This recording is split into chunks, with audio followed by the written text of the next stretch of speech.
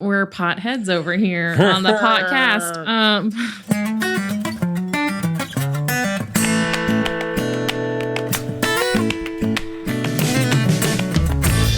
Welcome to another episode of Chewing the Fat. I am your host, Big Rob. Thank you so much for tuning in. I certainly do appreciate it. Thank you to the folks that bought me a coffee at chewingthefatbr.com. I always appreciate a little financial support. And the folks that have reached out and followed me on Instagram as well. Thank you so much. Welcome to the fold. Welcome to the chewing crew, I suppose. I've got a guest in the studio with me today that I met because I was at a point during the pandemic where I was like, okay, I gotta do something. And everybody was making sourdough bread and was like living their best life, it seemed like, and I was still having to work remotely and try and figure out how to ease some anxiety that I was having. As I've said many times, I deal with depression and anxiety. And this was one of the things that I saw. I was like, let's see how this goes, because it's always something I wanted to do. So we'll dive into that a little bit. Please welcome my guest, Regina. Brejda. Gina. Hi, how's it going? Good. How are you doing? I'm doing fantastic. Thank you so much for being here. I don't know if you realized that part of my story. I think Harrison, sorry, let me back up a little bit. Regina is the owner of 4P Studios. Yes, sir. In Martinez, Georgia, Martinez, for you folks that are from around here. And you guys, the P's are pottery, photography, painting, and printmaking. Yeah. I was going to say poetry, but okay. I mean, we got more P's in there. There are more P's than the four that are counted for. Yeah. And I saw on Facebook that you guys were offering a pottery class. I had, in the time of COVID, found the Great Pottery Throwdown from the UK and had just fell in love with the show and with Keith Brymer Jones and his passion for art and the work that he does. But I've always been jealous of folks that can make things with their hands. I sing, I perform on stage, I can read, I can do voices, but it's all intangible stuff for the most part. Yeah. So, you have artists that can paint and carpenters that can build things. And I was like, that's just amazing. And so I saw the pottery class and I was like, all right, I'm going to give it a shot. I'm going to see what this is all about. And it was a wheel pottery class with Harrison was the instructor. And I remember the first night in there, he was like, how'd it go, man? I was like, this sucked. This was horrible. He's like, what? I said, no, I'll be back next week. I was like, because I was big in science in school. So like I knew exactly what needed to happen scientifically in working with the forces in the clay and everything like that. Mm-hmm. But I could not get my brain to translate that into an actual motor skill that my hands could do. It's a practice. That's another one of the P's. practice. It needs to be like 3 of the P's. But I really fell in love with it. And there was just a calm about, sintering is one of the first things. You sinter the clay on the wheel, and there was just it worked for what I needed to do personally. It became kind of meditative, and some of the stuff I turned out is crap. And I've still got the first thing that I made, and it was not great, but I kept it as a reminder of like where I started. And then some of the other stuff that I have, like I said, I made a little set of plate and bowl and stuff for Maggie that I was pretty proud of. But it was just a really cool experience.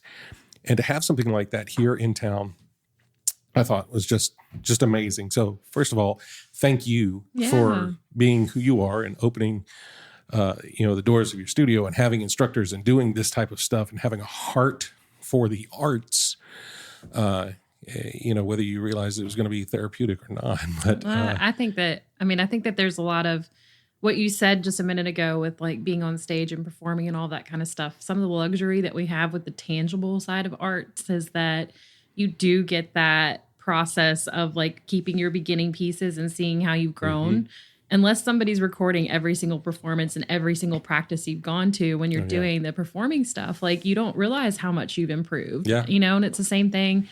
Like I tell all of my students, when you sit down if you wanted to learn piano and you sit down and you look at a piece of music, you're not going to be able to read it the first time. Right. And you're not going to be able to play it perfectly the first time. It takes practice, you know? So that is the luxury of the tangible side of the 2-dimensional art and the 3-dimensional arts, is that you have a track record to see how the growth happens.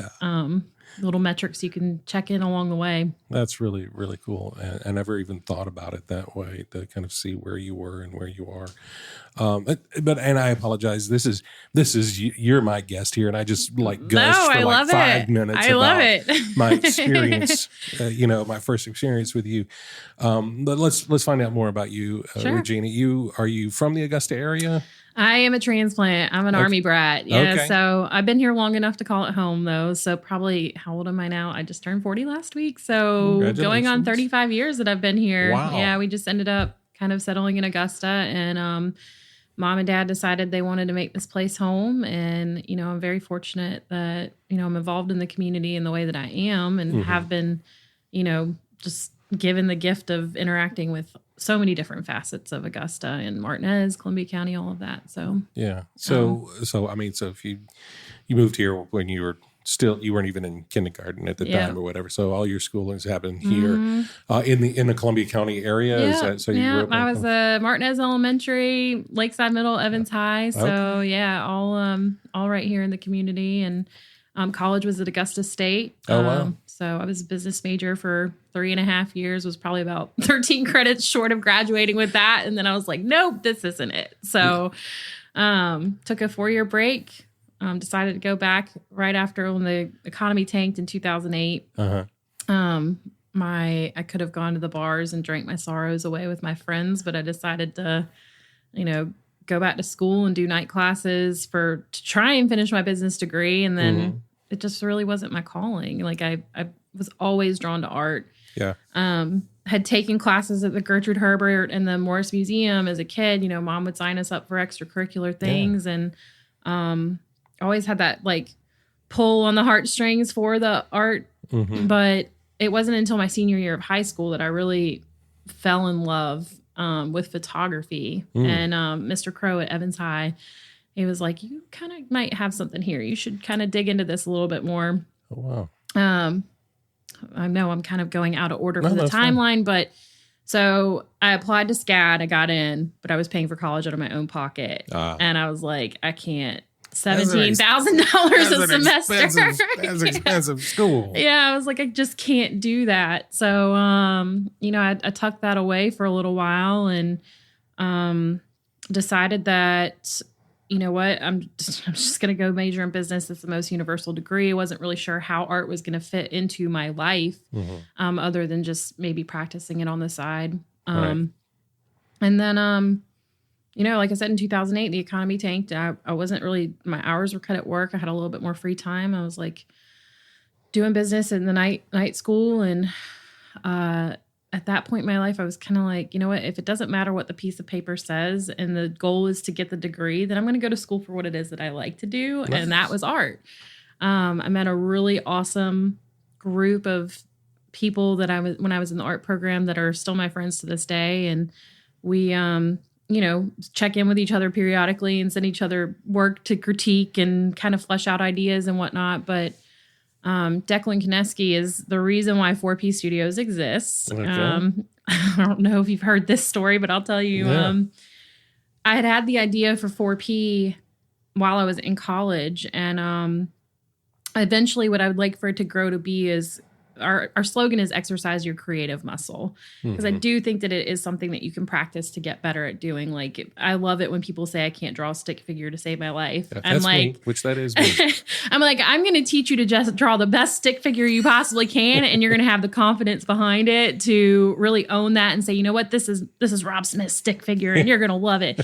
So I wanted to create this facility that people could join, like a gym, and have access to the larger equipment that they couldn't afford or didn't have room for in their homes. And that's the long goal. That's the long game for 4P. But I kind of told Declan about this while I was in school, and he loved the idea, and he was like, I think you should do it. Let's do it together. And I was in the process of writing my business plan, and I would probably still be writing my business plan to this day if it wasn't for him, because I was visiting my family for Thanksgiving in Maryland, and he sends me a text message, and he's like, I found our first spot. I signed our lease. We open in February. And I was like, what? No, why are you talking about? How are we going to pay for this? We don't have any money. Like, we're both just graduating from college. And he was like, don't worry. Like, we can still keep our day jobs and cover the bills, and we'll just use it as a gallery space and teach classes and just start off there. And he really pushed me off the high dive into the deep end and was like, we're going to figure it out and swim together. And then the goal changed for him. He realized that graduate school was more in line with where he saw his life going. And we're still cordial. We're still friends today. But I was like, I'm never going to hold you back from achieving something that you believe is a dream of yours. Because, if you're here and you hate it, then, that's just going to hurt us both in the long run. So he ended up leaving about 2.5 years in, and the studio has pretty much been my baby since. And I love him all the more for that push off the high dive, 30 feet in the air. I feel like it was crazy. So, and I mean, I saved every single penny that we made in our first 5 years and was able to buy a piece of commercial property in 2019, obviously not knowing that COVID was right around the corner. Yeah. But luckily for us, we took that time to build out the pottery studio, not realizing that everybody was watching the Great British Pottery Throwdown over COVID and was going to just have this massive interest. Right. Rob, I mean, diving right in. Yeah. And then Harrison Hickman joining the team, Casey Reed joining the team, all of the instructors that we have. Amanda Flack is our studio manager now. Ariana Williams, local singer, but also potter. We've just, and May Tushin teaches some of our kids' classes. So we've just really got this awesome group of people that, like you said, passionate about sharing the craft and the practice with people that I think are what keep bringing them back. And we do workshops on printmaking. We do watercolors, stained glass, a little bit of woodworking. So we're kind of all over the place. But I feel like, you gotta touch different things and kind of figure out what the community needs. And if it's not offered, then, reach out to us and we'll find an instructor for you. We've got some calligraphy stuff coming up because people are like, we have interest in this. There's no place that's teaching it. I'm like, okay, well, we'll reach out to our network and find somebody. So lots of untapped talent in this town. Like I said, eventually I would like to have the spot for people to be able to come and create and have whatever it is they need at their fingertips to dabble in different areas. And, that was the number one complaint I heard when I was in college is like, I'm not going to have access to this type of facility anymore after I graduate. Where am I going to set up shop? And it's expensive to get into a lot of these mediums too. So if we can make it reasonable and fun, then, why wouldn't you want to come back? So. Yeah. And I think that's, like I said, that's one of the things that drew me to the class. Like I said, I'm not going to go buy a wheel, and sure the hell not going to go buy that now. I would buy a wheel before I buy a kiln, though. That was what I was saying. I'm not going to buy a kiln. It's like I'm going to have a bunch of soft clay just laying around. You know what I mean? Yeah. But like the kiln is the part that's like scary. But to have access to that type of equipment and to have access to educators or passionate artists who don't mind sharing knowledge. I don't even know if I call them educators. I mean, you're all passionate artists about what you do, and you're passionate about sharing that knowledge. None of the knowledge is precious to you that you're like, I can't show you this one technique on how. I mean, Harrison made these like pineapple vase things or whatever. You're like, no, this is how you do it. In theory, some place could say, oh, well, that's like my intellectual property. And I don't want any other people making pineapple vases because then I can't make money on it. It's like, no, this is how you do it. This is how I do this technique or whatever. And I just think that's amazing to have a place where people can come and learn from people that want to share that knowledge. It's a lot of that stuff gets lost generationally when we're in an age of technology where sure I can watch a YouTube video about this, but that's not going to put into practice what my hands need to do. I think it's accountability too, though. Yeah. So like I feel like everyone that we bring in as an instructor in 4P is practicing in their medium. I'm not just saying, hey, we need a calligraphy instructor, like figure it out and let's fake it till we make it. Like I'm trying to find people that are practicing these mediums and these crafts on a day-to-day basis. And it's a passion for them so that other people can feel the infectious, passionate drive that will hopefully help them want to learn more and dig in more and find more videos and reach out to different instructors and all that kind of stuff. So I think that that's, part of the allure of what we are building and what we've been able to create in the 4P community is that like I said, people are in the industry and they're practicing these and they are passionate about it. So, and I think also, speaking of you personally, like when I was taking that first class with Harrison, you were like, yeah, I don't know how to do all this stuff. And you were sitting in on some of the classes as well. Yeah. And so you were learning. It's like, well, this is your place. This is your, you know what I mean? You didn't have to do that. You could be the figurehead. You could be the photography instructor or whatever, you know what I mean? And not have to worry about these other disciplines. But you're like, no, this is cool. I want to learn how to do this too. And I mean, yes, that makes you a better business owner, I suppose, because you know all aspects of what everybody's doing in there. But it wasn't about holding your instructors accountable. It was like, I want to expand my own horizons in this other art form. Yeah. And I just think that's amazing that you open yourself up to that. Yeah. Well, when I was in college and I was taking our ceramics classes at Augusta State back then, now it's Augusta University, but no matter how many name changes it's had, I did a focus so much on hand building that I was so intimidated by the wheel. Like it's a piece of machinery, it moves and it goes fast and the clay can fly off and all these crazy things. And a lot of what I already knew about throwing on the wheel was self-taught, so to speak, or by trying to mimic people that I was in class with. And I think there is a lot of mimicry in art. And like you were talking about Harrison sharing the particular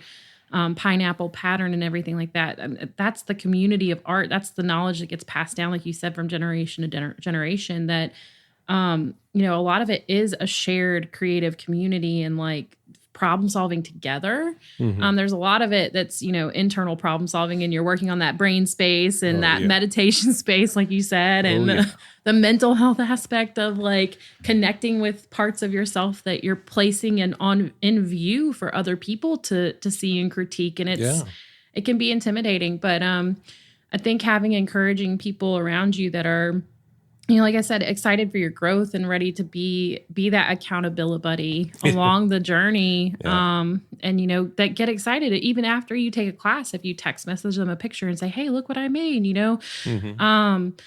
I've not met a student yet that has had a bad experience with like after the fact, hey, I want to go buy a wheel. Can you help me or connect me to places where I can get this stuff? Or, maybe they're not ready for that kiln yet, but we fire outside work all the time. So that's another service that we offer because it is intimidating and it's scary, but we're willing to hold hands too. So, and if we don't know it, we'll find somebody who does, and hopefully we can connect you to that person. Well, I mean, it's talking about scary and firing things. I mean, you guys do the raku firing, which for folks that don't know, that's basically is you get the pieces up to around 1,000 degrees 1800 degrees first, and then you dump them in like sawdust and newspaper and let them catch on fire and close it off, and that actually causes like these different colors and patterns and stuff to show up based on your combustibles that you put on this flaming hot piece of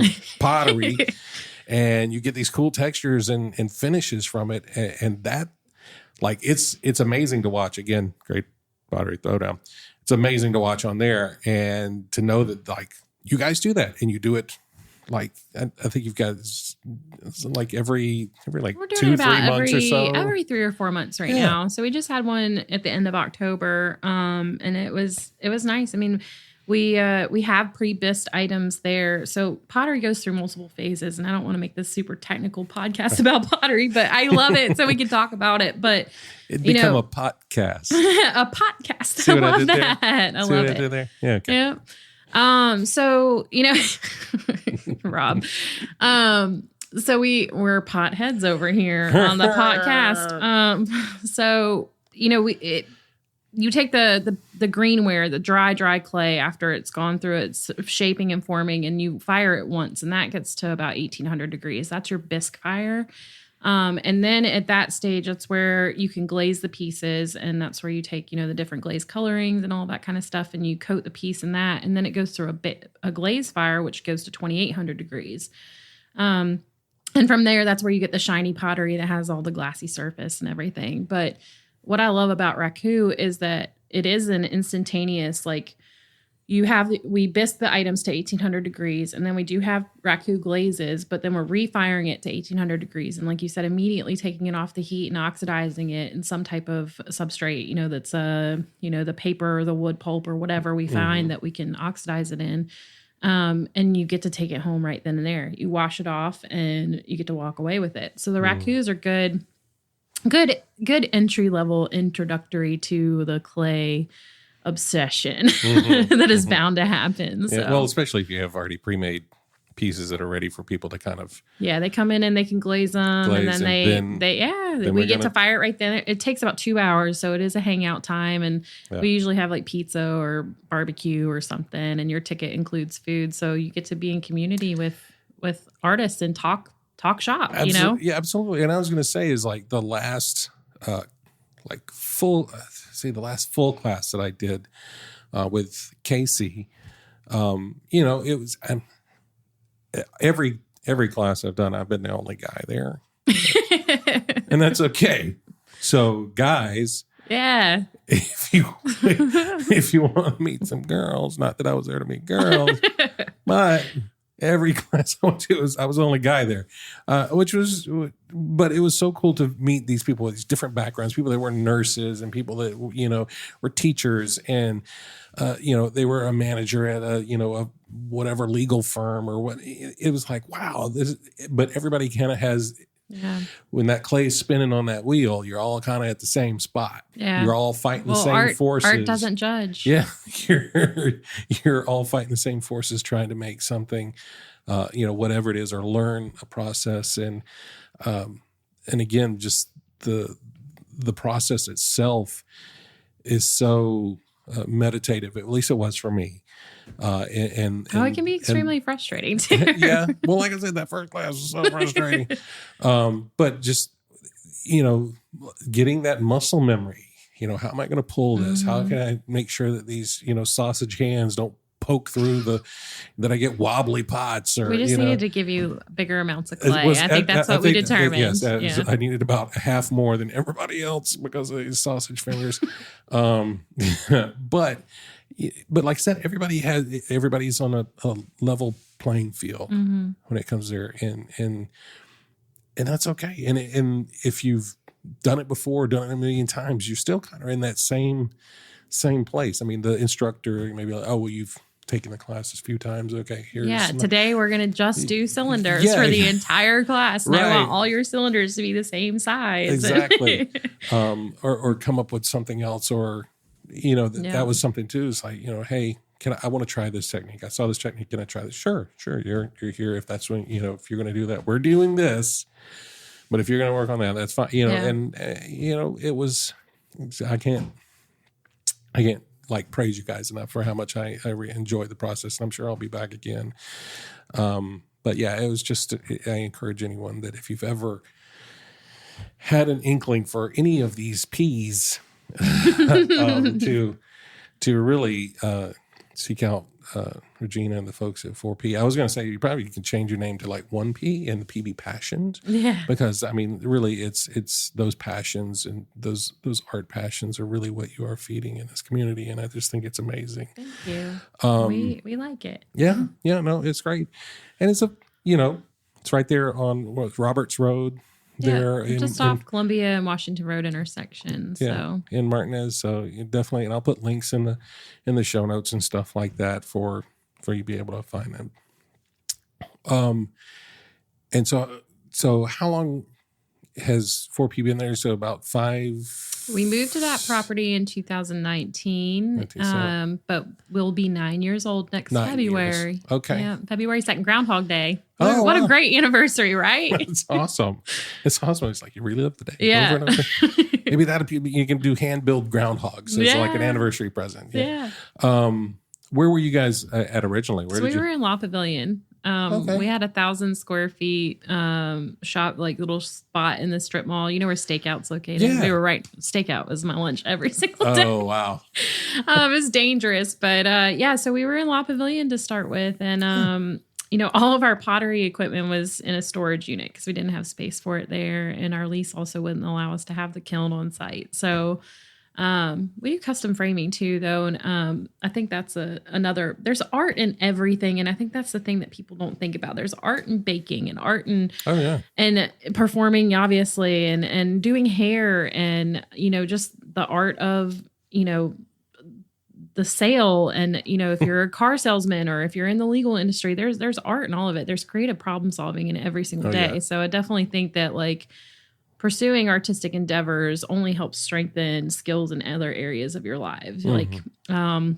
I used to get invited back to talk to the freshman class at AU, and I had this PowerPoint, and I don't remember all the items that I had on there, but it was like the top 10 reasons why your art degree is just as marketable as anything else. And it was like you're learning real time, time management, real time working in a space, co-working in a space, real time, problem solving and all of this. So, people look down on the liberal arts degrees and they're like, what are you going to do with your writing, degree or whatever. But I mean, there's art in all of it in everyday life. And I think we think about when we go to work, we think about that as like, oh, that's our job. Mm-hmm. And I just have to do X, Y, and Z and be done with the day. But mm-hmm. I think you can find art and fun in anything. Yeah. And I think that's, to your point, I think a lot of times with people who do pursue art for a living, they almost get looked down upon some because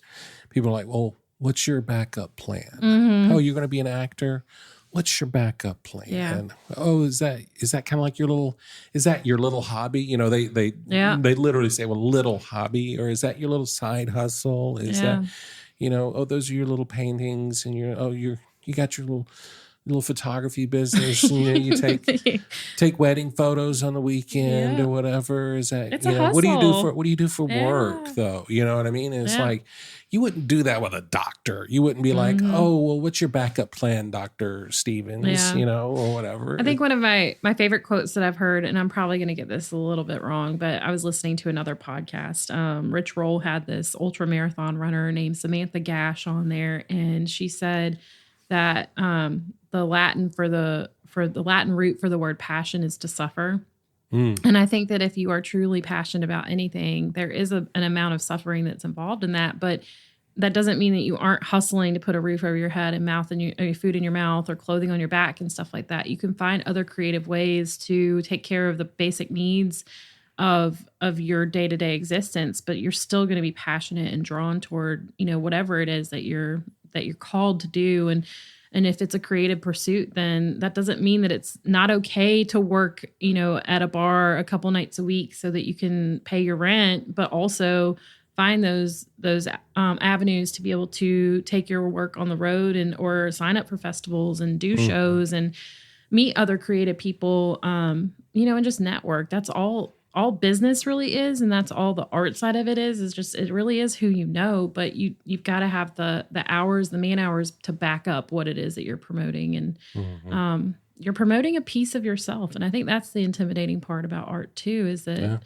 you're taking a piece of your heart, a piece of your soul, and you're laying it out on the open for people to see, and it's just on display. Yeah. And, you're going to either get good feedback or bad feedback, but you've got to learn to get rid of the negative naysayers and just keep driving. Yeah. Because you talked about that art doesn't judge, but people judge art. Oh yeah, people judge art. People judge art, but art itself does not. But I think that there's a delicate line between creating what you think will sell and what you feel like you're called to create. And yes, I don't think that there's any such thing as a sellout, but you've got to do what you've got to do in order to take care of you. Yeah. But I think that what the right art in front of the right audience is going to connect with the right people, so it's never stopping trying to put your work in front of other people. Like I may not like it, but that doesn't mean that somebody else two seats down from me isn't going to fall in love with it. And you've got to support her. And, but if they don't ever see your work, then, how are they ever going to know that you're out there doing it? And I think social media is an advantageous, avenue to get out there. But I think the in-person connection, that's especially what we've noticed is in the Augusta area. The in-person connection is what's going to drive people to connect with you and your work. We have a little bit of a disadvantage here. Like when I went to go open my gallery, a lot of people were like, you'll never succeed in Augusta. Why not Charleston? Why not Savannah? Why not Atlanta? And I was like, why not Augusta? Like, why can't it happen here? And my personal brain goes to, we're a vacation destination one time a year, and that's for golf. And golfers aren't generally in town to buy artwork. And that's completely fine. When you go on vacation to New York or I don't know, Scotland or somewhere, Seattle, France, I don't know. It's nothing to drop $300 or more or less on a piece of art that you see somebody creating on on the street or whatever. You're commemorating an experience. So a lot of what 4P has focused on doing is the experiences that we're creating are the relationships with the artists in the community. Yeah. And that's why, another facet of what we do are the art shows and the pop-ups and pop-up events and everything. So you can come out and you can meet the people that are behind, the local work that's happening in our scene and community.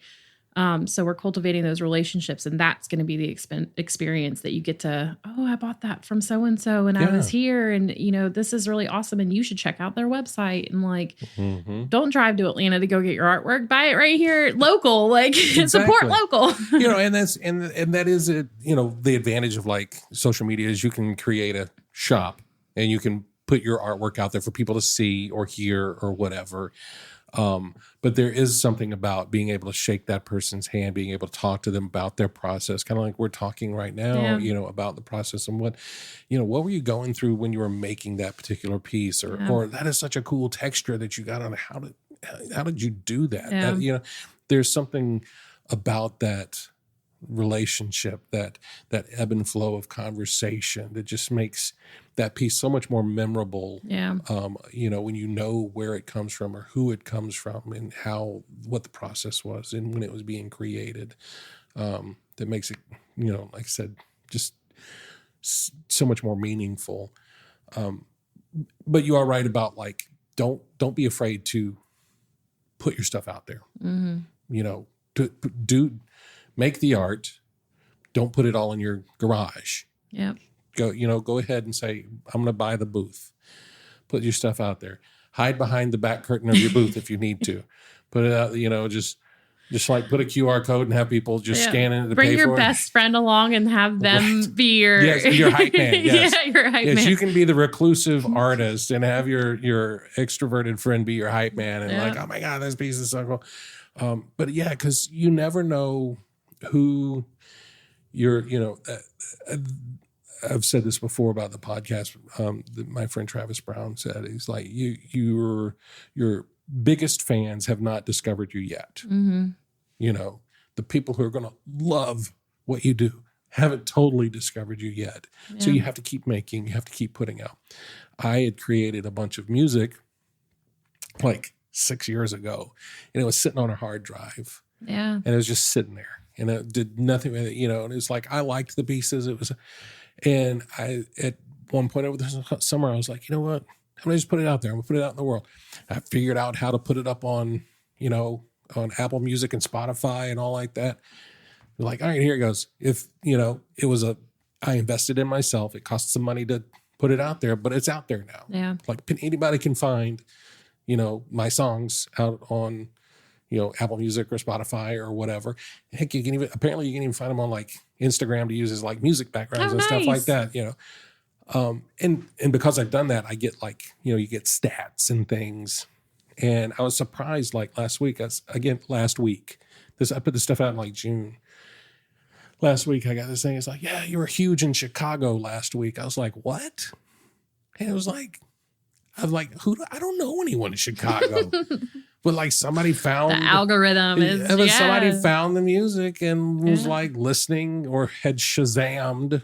So I was like, well, if you Shazammed it, that means something else was playing it. I don't understand how that happened. But I was like, and if I just let it sit on the hard drive, the hard drive, no one would ever heard it. Yeah. And then making $1 million from it? Absolutely not. I'm making millions. There are people making worse work than you have that have the confidence out there. Yes, that is, and that's a lot of what I think. I don't know. I mean, there is a level, and I don't think it's imposter syndrome. I don't think that there's a false sense of confidence that happens in that, but you have to be about yourself enough to just have the confidence to go, you know what? Even if it's a flop, I tried. Exactly. Yeah. Exactly. Because if you never try, you'll never know. Yeah. If you never put it out there, you'll always have, quote unquote, failed because you didn't do anything. You didn't take the chance. Take the chance. Yeah. Take the chance on yourself. Believe in yourself enough to take the chance on you, to bet on you. Believe in yourself enough to be bad at something. Yeah. I think that's to figure out. I think a lot of times what happens is we compare ourselves to the people that are on social media that have been in their industries for X number of years, and they're further along in their journey, and we want to be where they are, but we're not giving ourselves that beginning spot to go, I've just got to hit the key on the keyboard and be bad. Mm-hmm. And I just have to stick my finger in the clay, or I just have to, try and bake the cake or whatever, and just comparing yourself to people that are further along is a terrible, terrible little seed to plant. because you're comparing your day one to their day, 1001. It's like, find out what their day one looked like. Yeah. It's probably very similar to your day one. That goes back to the same thing with having the 2-dimensional and 3-dimensional art processes that you get to see where you started. Mm-hmm. And whether or not you choose to share that with people when you get to day 1000 or whatever and say, look, this is where I was and this is where I am now. And we don't get it. There's a lack of luxury in that inside track of how people develop certain skills. You don't get to sit as a fly on the wall and watch someone play the cello for 17 hours a day for 10 years. You just get to see them on the stage performing for an amazing crowd, so. Absolutely. Regina, we forget that there's work that goes into it. All that practice. Yep. All those hours, all that sweat, all the blood, the tears, the equipment that was bought, the lessons that were paid for, all of the other things. Mm-hmm. That's another thing when you talk about valuing your work. I found as a photographer trying to value my work, and people ask me to do headshots for them. It's like, hey, could you do headshots? Yeah, this is my rate. Oh my gosh, that's so expensive. It's like, well, I'm not trying to buy your camera. I was like, of course you're not.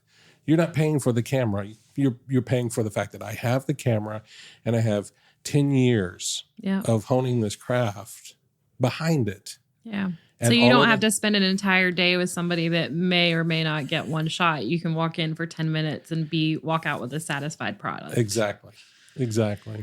Mm. Yeah. We can go down a rabbit hole with that one. Oh yeah. Regina, what is bringing you joy right now? Taking an eagle eye view on where I started and where I've come. I think having this 40th birthday, just this past week, I am so busy all the time, and I've realized that there's a laziness to busy, so to speak, that. You do have to slow down and be able to reflect from time to time. I took every year for my birthday, I go to the beach for about 4 or 5 days, and I try to disconnect as much as I can and just kind of sit there and reflect and be in nature and reconnect with why. What's the why? And my brother Joe is phenomenal. He is asking me all the time, the different workshops, like why? Okay.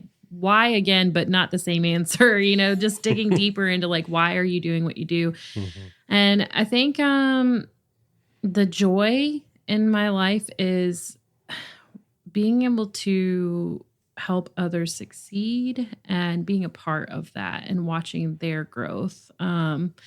in my 40s, my personal joyful goal is to connect more back to my artistic side. I was told when I opened the studio that I was not going to have time to make art.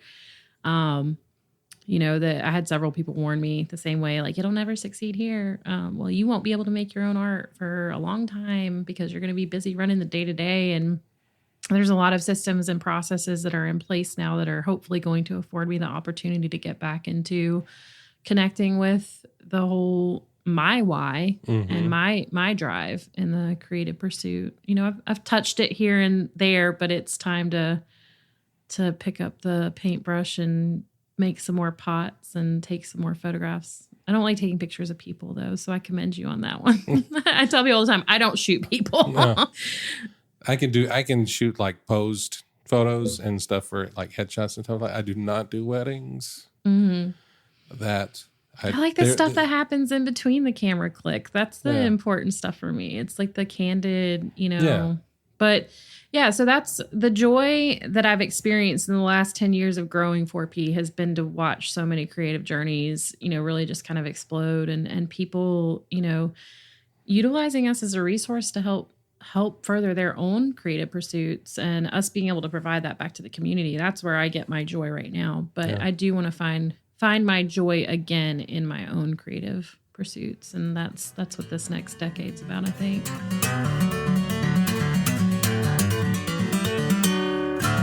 All right, Gina, this is the second segment of the show where we dive a little bit more into your mental health journey. I am a big proponent of talking about things that bother us and things that are weighing on us. I think one thing like depression tells us is that we're alone. So the more conversations we can have, we realize that we are not actually alone, and that makes it a little bit easier to bear. Doesn't mean that there are no bad days anymore, but it makes it easier to know that you're not alone.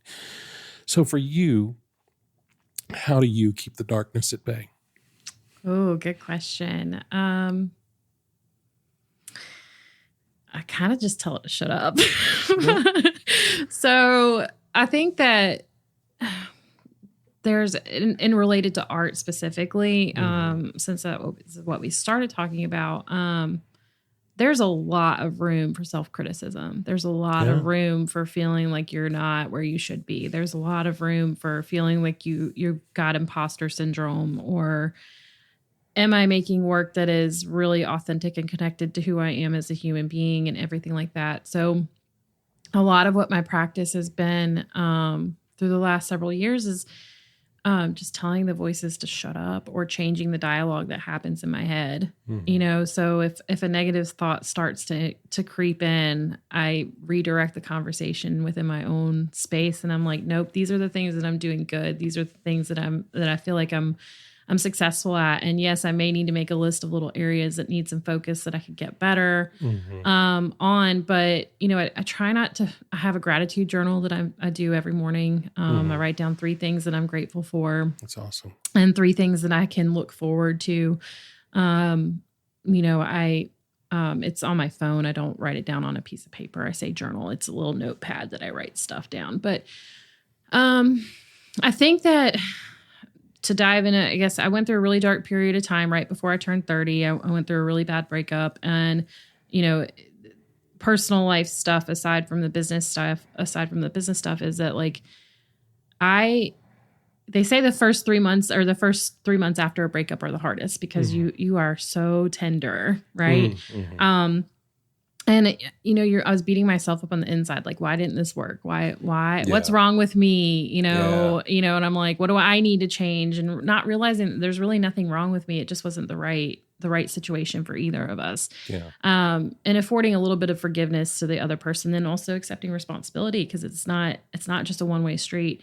But I challenged myself to do 365 days of a positive word a day. And I didn't repeat a single word, and I didn't tell anybody what I was doing. And I was on social media. I was on Facebook, and I just started, and I was like, today's word is X.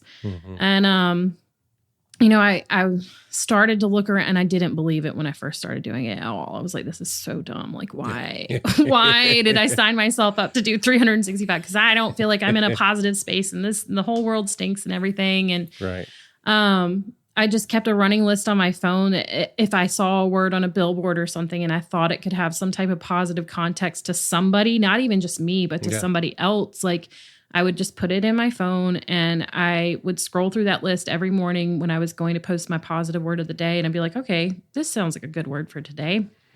And I remember it was like day 279 or something. And I didn't post the word in the morning. And I had a message in my inbox. It was like 7:00 at night from somebody. And they were like, what's today's word? And I was like, what? Like, oh crap, I forgot to post today's positive word. And somebody's noticing this, you know, and so I immediately went on through my list, posted the word online. And then at the end of 365 days, I said, okay, I've done 365 days, positive word a day. I'm done with this challenge. And I explained like, this is where it started. This is how I decided to do it and everything. And it really was about the 3-month mark in that I was like, I started to believe the words that I was posting. I started to connect with them a little bit more intimately and like also pay attention to how those words were impacting my day and like how I could utilize that word in my day to reframe the way my brain was just thinking. And I wasn't in that negative headspace all the time. You know, I was looking forward to posting a positive word a day. And, you know, that was a really challenging time in my life, but that is what got me through it. And I came up with the plan on my own. And I'm not saying everybody needs to do the self-reflection to do that, but you know, whatever tools you can find, or come up with on your own to assist yourself in, you know, making it through dark times, I think you know, there's limitless resources out there, but you've got to be able to talk to people sometimes too. I think, you know, leaning on your friends and your network and your core group of people is super important. And sometimes it may be things that you're not ready to talk about either. And it's okay to tell people like, I'm just in a dark space and I don't know what it is, but I just need you to know that like, maybe I need an extra hug today or something, or, you know, help me find something to be grateful for, or just let me sit in my darkness and be near you, you know? Yeah. And I think that's okay too. I think it's amazing that a lot of those times it is about where our headspace is and what we are focusing on. Because if we don't have a focus, like a positive word, you know, the oily blackness can just kind of coat everything. And you just kind of get stuck in that funk. You get stuck in the hamster wheel of negativity. Yeah. And when you start saying, you know, whatever the positive word is, it's amazing how you'll start hearing that word in a song that comes on the radio or in an advertisement, or there's a billboard, or a friend says it in, you know, conversation and they've never said it before. And then all of a sudden, I think it's kind of like that, you know, you never see any, you know, white cars until you decide you want to buy a white car, and you see them everywhere because now you're looking rewiring your brain. You are rewiring your brain. You're now looking for it. You're looking for that word.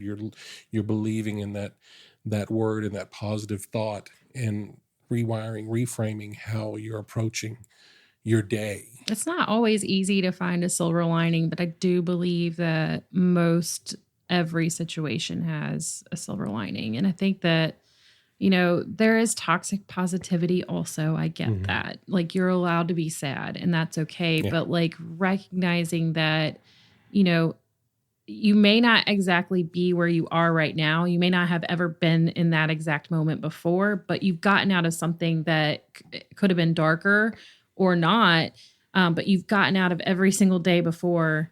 On the plus side. So there is, I hate to say it, light at the end of the tunnel. There is a space for existence without the heaviness of, you know, whatever's affecting you at the moment. But I do think there is a sense of ownership that has to be taken into getting professional help, or getting prescribed medication, or reading a self-help book that's recommended by a friend, or having the voice to be able to just, you know, talk to people about what's going on. Yeah. And I think sometimes too, like, you know, being selective about your friend group, and that there are certain people that are there reason, season, lifetime. You know, if the friends that you're talking to aren't connecting with your situation or aren't there to help support you, it needs to be a two-way street. You can't just always dump on them every single time. But, you know, like, just being able to recognize that there are people in your life who do care and are capable of supporting you, but you also have to be able to tell them like what kind of support you need. Like I've learned in conversation a lot of times to ask people like, okay, are we venting right now or are we problem solving? Because there are two different ways. Like I'm a problem solver. You come to me and you tell me something's wrong. Like I'm going to try and find a solution to it. But a lot of times what people just need is to verbalize it and get it outside of themselves so that they can categorically figure out, okay, I got that off my chest. Like this is next. Yep. I've had to do that with Val, my wife, several times. Cause again, as a husband, I want to be a fixer. I don't want her to hurt or have problems or whatever. So I want to fix it. But sometimes it's not about me fixing it. So I have to ask, it's like, do you want me to fix this or do you want me to feel it? Yeah. Yeah. And I'm okay with either one. Yeah. But if you don't tell me, I'm gonna fix. I'm gonna defer to my auto. I'm gonna fall into fix. Yeah. So if it needs to be a feel, I need you to tell me a feel, and I can just sit there and be there, be present, and listen, so that you have the opportunity to just say whatever you need to say. Well, and I've learned too throughout the years, and the older I've gotten, that like me verbalizing, I don't want other people to fix my problems. Like I may be a fixer for other people, but a lot of what my communication skills when I'm voicing something that's happening in my life or that's affecting me deeply, like is just like I said, being able to say it out loud so that I can not have it running in autopilot in my brain, and it's now verbal vomit coming out my mouth. And I'm like, okay, now I have to listen to the words that I'm saying.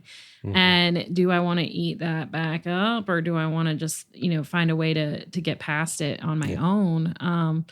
Because we have control of our narrative to a certain degree. Yes, there are external factors that can either trigger us or glimmer us on a day-to-day basis.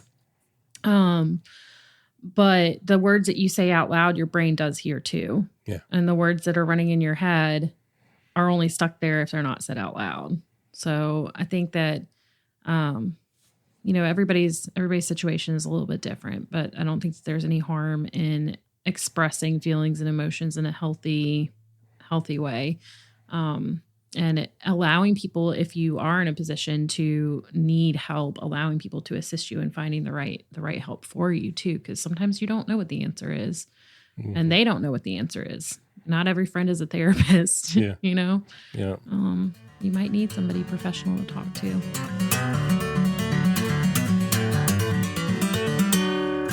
All right, Regina, this is the third segment of the show. It's time now for the Fast Five. The Fast Five. It's time now for the Fast Five. Fast Five. Sorry. Still working on a theme song. You're fine. I love Still working on a theme song there. You got to upload on Spotify. Yeah, that's what I need to do. I need somebody to drop a beat on that. No. Fast Five is powered by Poddex. It's an app created by my friend Travis Brown. You can find it in any of your app stores there. It's created for podcasters, but they're great conversation starters, great icebreaker questions. So just check that out. As a matter of fact, if you go to chewingthefatbr.com/Poddex, you can use the promo code CHEW and get 10% off your physical decks, but I'm going to use the app. Again, this is 5 questions. First thing that comes to the top of your head, there's not a lot of thought that you need. There's no wrong answers, no pressure. Okay. All right. You ready? I'm in the hot seat. I'm ready. Here you go. Question number 1. If you could live anywhere in the world, where would it be? Ooh. I went to Scotland last year in October and really fell in love. Edinburgh is a beautiful city. I would have to say Scotland. Okay. On the coast, probably though. Yeah. Coastal Scotland. That's gorgeous. It's as good a place as any as I can think of, for sure. For sure. All right. Question number 2. When is the last time you cried? Last Wednesday. When I turned 40. Oh, wow. But they were happy tears. Okay. Yeah. Okay. You didn't say happy or sad. No. Cry, You so. just cried. Okay. Well, good. I'm glad there were happy tears. Yeah. And again, happy belated birthday. Thank to you. All right. Question number 3. What do you love to do for others? I like to I like to do anything that makes them smile. So I think getting to know people and finding out what makes them tick, or little like notes or just things that'll kind of, make people smile. So notes or small little trinkets, something that lets them know that I was thinking of them. Hey, cool. I love that. Hey, question number 4. If you could meet any entrepreneur, living or dead, who would it be? Tim Ferriss. Tim Ferriss. Yeah, the Tim Ferriss Show. He's a podcaster and venture capitalist. Mm-hmm. I'm fascinated with the way his brain works. So I would love to be on the Tim Ferriss podcast one day. Mm-hmm. So yeah, that would be my entrepreneur. Okay. I love that. All right. And I don't know Tim. I can't necessarily get you on his show or anything like that. But I mean, I can Google. We can figure it out. Have your people contact his people. Right. I am my people. So I get that. Yeah, me too. Hey, question number 5. If you could pick only one lesson to tell a new business owner, what would it be? Take a step back from time to time and realize how far you've come. It's bringing it back to where we started with the tangible and intangible artistic pursuits or business pursuits. Like, as a potter, you have the progression of how your skill set has gotten better. As a business owner, you don't have the luxury of having so much of that tangibleness of how much you've improved and where you've started and now you're here, kind of thing. So taking an eagle eye view from time to time and believing people too when they compliment you on what you're doing, because that's, it gets really easy to kind of just blow it off and go, no, I'm really not doing enough. And it's, where can I do more? But yeah, seeing from time to time, taking a step back and realizing where you've started and where you are now. And then also checking in with where you want to go. Like, is this still the right path for me? Am I still finding joy in this pursuit? I think that's super important. I love that. Thank you. What a great answer. Well, Regina, that's our Fast Five, and that is the show. Thank you so much for being here. Thank you so much for having me. I had an amazing time. This was great. If folks want to keep up with you, what's the best way to do that? Well, my cell phone number is the business line, so you can text me. Text me. If you call me, leave me a message because I'm usually teaching. My email address for the studio is info@4, the letter P as in Paul, studiosart.com. It does have an S on studios. You can shoot me a message through our website, 4pstudiosart.com. I am on Twitter or X or whatever you're supposed to call it now. I don't know. It's at Regina Brejda. Instagram, at Regina Brejda, Facebook, all the socials like 4P and more. So. Okay. All right. I'll make sure I put all of those. Yeah, I know. We're all over the place. Put those in the show notes, and that way you can keep up with the classes they have coming up and all the cool, amazing stuff that they do. Yeah, join our email list too. We send a reminder a couple times a month. I'm not the big box stores. I can't sit behind a computer every single day and email you, but will send a reminder a couple times a month. Yeah, no, that's great. So I'll make sure that I do that so folks can find you and maybe they can find their new passion in pottery or photography or printmaking or whatever it is. Again, thank you so much for being here. Yeah. I love you. I love what you're doing. I love your heart. And I just wish you nothing but success. Thank you so much, Rob. I really appreciate it. Absolutely. And if you would like to help support this podcast, I'd appreciate it if you bought me a coffee at chewingthefatbr.com. But until next time, I look forward to the chance we have to sit a spell and chew the fat.